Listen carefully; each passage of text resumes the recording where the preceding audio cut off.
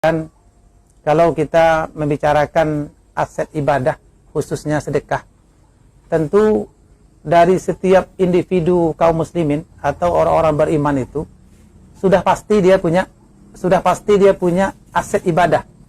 Mulai kita balik atau mulai berakal pada umur 17, 18 tahun, kita sudah beramal, kita sudah bersedekah, kita sudah punya aset. Kita kadang-kadang sudah berinfak setiap hari Jumat 10.000. Kalau kita hitung-hitung kan sudah banyak itu. Kemudian di antara kita ada pula yang sudah membangun masjid. Itu kan sudah amal ibadah, sudah sedekah. Oleh karena itu, masing-masing dari diri kita ini sudah barang tentu pasti kita sudah punya aset ibadah kepada Allah Subhanahu wa taala. Hadirin, hadirat jamaah yang dirahmati Allah Subhanahu wa taala, oleh karena itu tentu kita berbeda-beda aset kita ini. Pertama, ada aset itu dari orang kaya, orang yang punya uang. Aset orang kaya ini adalah dengan hartanya. Nah, orang-orang yang punya uang itu bisa mencari aset, bisa membuat modal untuk sedekahnya itu dengan harta yang dimiliki. Ini pertama sekali. Oleh karena itu, bagi kaum muslimin dan musliman yang punya harta banyak, yang punya uang banyak, dia punya peluang untuk mensedekahkan. Dia mampu untuk mensedekahkan harta yang milikinya. Apalagi umpamanya di dekat rumah kita ada sebuah masjid. Tanah di samping itu tanah kita.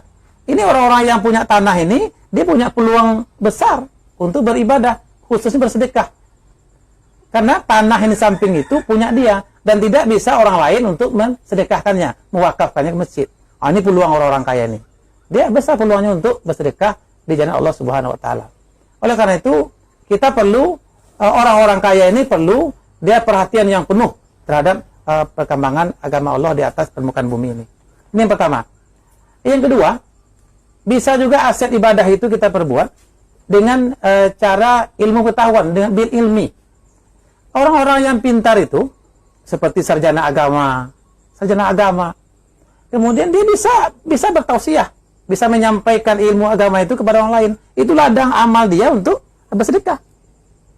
Ada seorang ahli pertanian, dia bisa mengajar orang untuk menanam yang baik, yang hasilnya bagus. Ini yang kedua, nih ilmunya itu adalah bisa digunakan untuk ladang aset ibadahnya untuk jalan Allah SWT. Ini secara ilmu pengetahuan. Jadi seorang itu bisa menggunakan ilmunya untuk menyampaikan kepada orang lain, itu ladang dia. Kemudian yang ketiga, bisa juga dengan kekuasaan, bertakrir. Atau kalau bahasa kitanya, seseorang itu dia punya stempel ya. Mungkin ketua panitia, mungkin dia pimpinan, mungkin dia ketua dari berkecil RT, RW, desa, camat, dan seterusnya. Bisa dia punya stempel. Oleh karena itu, peluang dia untuk beribadah sedekah itu, mengembangkan agama Allah Ta'ala ini, dengan tangan-tangannya itu. Kalau ada pengurus masjid yang minta proposal semuanya, ada nama dia, seorang kades, cepat diteken itu, cepat teken. Kenapa? Itu ladang amalnya. Itu orang-orang yang punya tanda tangan itu, atau sebagai ketua kah dia, sebagai kepala kah dia, itu punya ladang dia, ladang untuk sebagai kekuasaan untuk apanya, kepada agama Allah Ta'ala. Kemudian yang keempat, ada juga ladang nih, dia kaya tidak, kemudian berilmu tidak dia. Kemudian yang ketiga, dia juga tidak punya kekuasaan, tetapi dia punya jisim yang skill yang bagus, fisiknya bagus. Oleh karena itu, seperti seorang fotografer seperti ini, ya kan? Itu ladang amal dia itu untuk menyampaikan tausiah. Kalau nggak ada dia nggak jadi. Umpamanya suatu kegiatan itu udah setengah jam menunggu semuanya. Itu kalau nggak ada dia nggak jadi. Itu ladang dia seorang yang tukang foto ataupun digital itu sangat menentukan. Ya, itu sangat menentukan. Oleh karena itu, semua kita, kaum muslimin muslimat ini pasti ada di antara empat ini. Orang kaya kah, orang berilmu kah, kemudian orang yang punya jabatan kah, atau orang yang fisiknya atau punya keterampilannya. Keempat-empat ini pasti ada. Bahkan di antara kita ini ada keempat-empatnya. Ada. Dia sarjana, ya kan? Fisiknya, skillnya ada, ilmunya tinggi. Kemudian ada keempat-empatnya. Oleh karena itu, peluang inilah Yang penting kita bangun di diri kita masing-masing. Tetapi ada juga kebalikannya. Ada umpamanya yang poin pertama tadi, orang-orang yang kaya itu dia banyak berinfak, banyak berwakaf.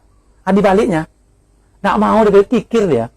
Di baliknya, seharusnya orang kaya itu banyak berinfak, kenyataannya dia tidak mau berinfak, kikir dia. Kalau bahasa kampung kami dari kampung sana, ngapu ini soji ileh, lah ada soji potangnya, apu buah-buah ileh. Nah, ini karena dia pilih, karena dia kikir, dia tak mau mengeluarkannya. Kadang-kadang tanah batas masjid itu sejengkal diambil tanah dia, ribut sampai ke bandar kecamatan. Ini yang dibalik. Orang-orang kaya itu yang punya harta tersebut jangan dibalik, jangan dia jangan kikir. Yang kedua, orang yang punya ilmu pengetahuan juga demikian, jangan dibalik. Ini kadang-kadang dia sarjana, dia mengetahui di agama semuanya, tidak peduli dia. Kita lihat kadang-kadang dalam kehidupan sehari-hari yang baca ceramah itu kadang-kadang tidak dia sarjana agama, kadang-kadang sarjana ekonomi dia. Nah, ya kan? Kadang-kadang sarjana hukum dia. Tetapi ini kan terbalik ini. Seharusnya yang mereka yang memiliki ilmu, dia menyampaikan kepada yang lain. Dan juga ada salah seorang umpamanya yang seorang arsitek, pandai dia menggambar sebuah bangunan masjid itu. Hafal bata sekian, apalagi besi sekian, atap sekian, apa dia. Tapi karena dia sarjana insinyur arsitek ini, anda ada bertanya orang kawak doh, itu rekojuro. Ini kan tidak boleh seperti itu. Kalau kita punya ilmu tentang itu, itulah ladang kita untuk memberikan sedekah ataupun nanti amal ibadah kepada Allah. Itu yang kedua, ini ilmu yang dibalik. Ada kadang-kadang di tengah-tengah masyarakat kita, dia pandai seni qiraah itu, pandai mengaji dia, sampai ke provinsi mengaji. Tapi tidak mau dia mengajarkannya ke lingkungannya, tidak mau dia. Oleh karena itu, ini peluang orang berilmu ini, berikanlah ilmu itu pada orang lain, jangan sampai dibalik. Yang ketiga juga tidak boleh dibalik. Latar belakangnya orang punya tantangan ini, ketua kah dia, pimpinan, kepala, tidak mau dia meneken-neken yang apa itu, apa namanya, yang berbau ibadah itu. Tapi kalau ada seperti kuari umumnya, dia membuat buka kuari baru, cepat nekennya, nampak apa ya kan, nampak angka-angka belakangnya. Tetapi kalau dia untuk pembangunan sosial, keagamaan, ditanya lagi, rasu potong lah. Nah ini, oleh karena itu, orang yang punya tanda tangan itu, ladang dia adalah tanda tangannya itu, kekuasaannya itu. Jadi dipermudah sajalah untuk kepentingan-kepentingan yang seperti itu. Kemudian yang keempat, juga orang-orang yang punya fisik, punya skill yang bagus. Seperti kalau di rumah ibadah, kalau kita contohkan, tikar semayang, tikar sholat itu, kalau sudah kotor, uang kita tak punya, ilmu tak punya, harta tak punya. Bagi yang punya skill untuk menyapu, mencuci itu, ya cucilah tikar itu kan. Itu ladang dia untuk beramal itu, berteroyong saja untuk membersihkan rumah-rumah itu.